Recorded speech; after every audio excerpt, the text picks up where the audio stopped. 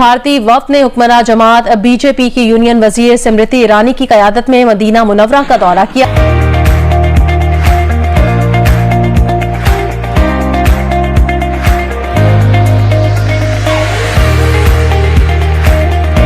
इस दौरे के दौरान सऊदी हुकाम ने पहली बार भारतीय वफ्द को मस्जिद नबवी सल्लल्लाहु अलैहि वसल्लम का दौरा भी करवाया। एक भारतीय मंत्री जिनके पति पारसी हैं, वो खुद हिंदू हैं, वो जाके मदीने में जो मेन मस्जिद है उसके बाहर खड़े होकर फोटोग्राफ खिंचा रही हैं और लोगों को बोल रही हैं कि हम भारतीय मुसलमान हैं, हम उनके लिए आए हैं। नॉर्मली खवातीन बगैर दुपट्टे के होली सिटीज में नहीं जाती। स्मृति ईरानी ने बगैर हिजाब, बगैर सर ढके, सर कवर किए बगैर जो है ये तमाम मीटिंग्स की हैं। मक्का में तो वैसे भी किसी काफिर का आना बैन है, गैर मुस्लिम नहीं आ सकता। सारे मामला, सारी तैयारियां उन्होंने देखी कि जो हज उम्रे के लिए लोग जाएंगे भारत से, उनके लिए क्या तैयारी है, उनके लिए क्या इंतजाम है। ये पच थोड़ना रहा है तुर्की को, ये ईरान को हजम थोड़ना हो रहा है।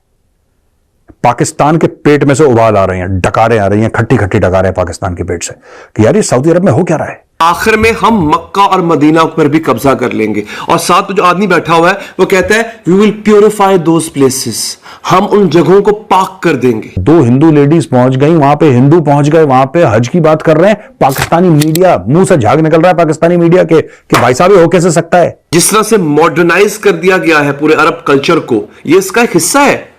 एक वक्त आएगा फिर आप इसको कबूल कर लेंगे। ये सूरत हाल है दोस्तों इस वक्त मक्का और मदीना तक पे कब्जा करने।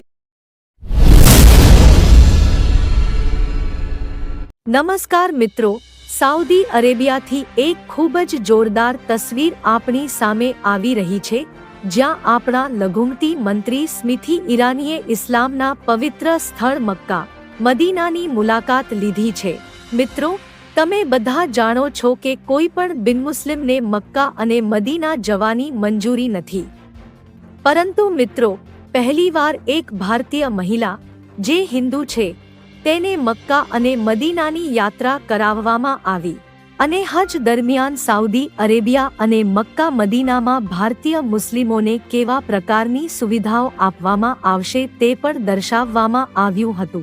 અને મિત્રો આ પછી સમગ્ર ઇસ્લામિક વિશ્વમાં ખાસ કરીને પાકિસ્તાનમાં હલચલ મચી ગઈ છે। તે જ સમયે પાકિસ્તાનના લોકો કહી રહ્યા છે કે કેવી રીતે સાઉદી અરેબિયાનું મુદ્રીકરણ કરવામાં આવી રહ્યું છે અને કેટલાક ઇસ્લામિક કાયદાઓ પણ બદલવામાં આવી રહ્યા છે, જેના કારણે પાકિસ્તાન ઘણી સમસ્યાઓનો સામનો કરી રહ્યું છે અને તેઓ કહી રહ્યા છે કે હવે હિન્દુઓ અને યહૂદીઓ ઇસ્લામના કાયદા બદલી રહ્યા છે અને આ ઇસ્લામ માટે મોટો ખતરો છે। તો ચાલો જોઈએ કે આના પર પાकिस्तानी मीडियाની શું प्रतिक्रिया છે। स्मृति ईरानी जो है उनको जो कहा जाता है कि इस्लाम की सबसे जो होलीस्ट जगह वहां पे ले जाया गया है और उनको मस्जिद नबवी और फिर एक माउंटेन है ओहद के नाम से, और फिर मस्जिद उकबा जो कि फर्स्ट मस्जिद थी इस्लाम की। ये समझें कि ये इस्लामिक हिस्ट्री के हवाले से they want to tell the world कि भाई अब ये चीज़ें look at from the Islamic history's lens, don't look it from the lens of कि जी Hindu Muslim. For long I think Pakistan really wanted that Muslim world, जो non-Muslim world है, particularly India जो है, it should stay away from Saudi Arabia. But I think the Saudis have understood कि हमें तो पैसा चाहिए, हमें सऊदी अरब से आए, हमें इंडिया से आए, पाकिस्तान से आए, मोरक्को से आए, म्यांमार से आए या हमें वेनेजुएला से आए, हमें इन चीज़ों का क्या है। सो वो स्मृति ईरानी को लेके मदीना की गलियों में और होली साइट्स में चले गए और जिसे कहते हैं ना प्रॉफिट मोहम्मद सल्लल्लाहु अलैहि वसल्लम की जो मस्जिद थी, मस्जिद नबवी, ओहद का पहाड़ जो बड़ा इंपॉर्टेंट है इस्लामिक हिस्ट्री में, मस्जिद उकबा जैसे मैंने पहले बताया जो फर्स्ट मस्जिद थी इस्लाम की। सो ये वो इस्लामिक हिस्ट्री के बारे में दुनिया को बता रहे हैं, लेकिन इन रियलिटी वो they are promoting the religious tourism. Earlier religious tourism was different, but now the religious tourism is different. So there is a lot of difference between religious tourism back in those areas and these areas. और एक खातून का, एक non Muslim खातून को receive करना, it's in my understanding it's very welcoming, It's very progressive. اگلا حملہ مکہ اور مدینہ پہ ہوگا. دوستو یاد رہے اسرائیل، یہودی اور صہیونی یہ ایک ہی ہے، اور ان کا ایک مقصد ہے کہ جو کچھ کر رہے ہیں یہ زمین کے لیے تو کر ہی رہے ہیں، لیکن ان کا ایک مذہبی مقصد بھی ہے. ان کو یہ لگتا ہے کہ اللہ تعالیٰ نے دنیا پہ حکمرانی کا وعدہ کیا ہے ان سے، اور اس وعدے کی تکمیل کے لیے وہ جنگ کریں گے، اور اسرائیل کو اور یہودی ریاست کو وہ پھیلائیں گے خاص طور پہ ان علاقوں میں، ان عرب علاقوں میں جس کو سرزمین انبیاء کہا جاتا ہے. آج کی ویڈیو بڑی امپورٹنٹ ہونے جا رہی ہے. سب سے پہلے میں آپ کو اس ایک شخص کا بیان سناتا ہوں، اور یہ بیان کسی عام شخص کا نہیں ہے، یہ اسرائیل کا فائنانس منسٹر ہے، یہ اسرائیل کا وزیر خزانہ ہے جس کا یہ بیان ہے. اور اس نے کہا کیا ہے؟ وہ یہ کہہ رہا ہے کہ اس نے باقاعدہ طور پہ اسرائیل، گریٹر اسرائیل کا میپ دکھایا دوستو، اور اس میپ کے اندر اگر میں آپ کو دکھاؤں باقاعدہ طور پہ سعودی عرب کا وہ حصہ جو مکہ اور مدینہ کا حصہ ہے، شام، عراق کا ایک بہت بڑا علاقہ، لبنان کا ایک بہت بڑا علاقہ، یہ سارے کے سارے اس میں شامل ہوتے ہیں. تو آئیے سب سے پہلے تو میں مائک ادھر کر دیتا ہوں، میں آپ کو اس شخص کی تصویر بھی دکھا دیتا ہوں. تصویر آپ کے سامنے آ چکی ہے اور اس کی گفتگو جو ہے اب آپ نے سننی ہے. دوستوں وہ کہتا کیا ہے، یہ اس آدمی کی گفتگو میں آپ کے سامنے چلا رہا ہوں.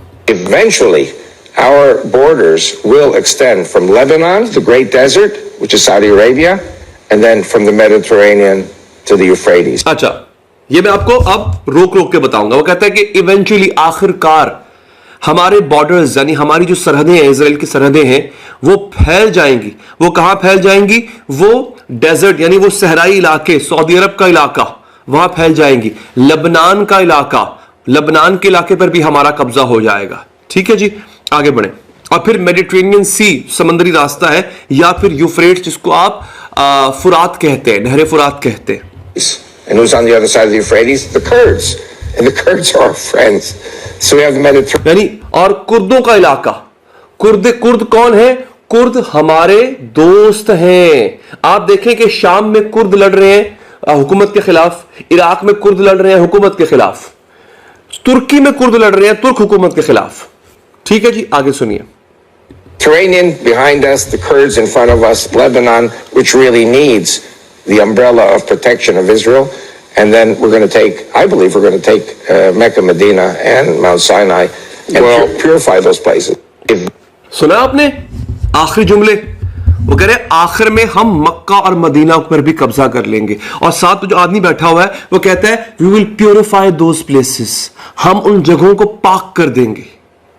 مکہ اور مدینہ جو ہے، معذرت کے ساتھ، مکہ اور مدینہ جو ہے وہ کیا ہے؟ وہ فی الحال پاک نہیں ہے کیونکہ وہاں مسلمان ہیں. کیا ہوگا؟ ہم اس کو پاک کر دیں گے. اب اس کی ایک میں آپ کو مثال دیتا ہوں دوستو.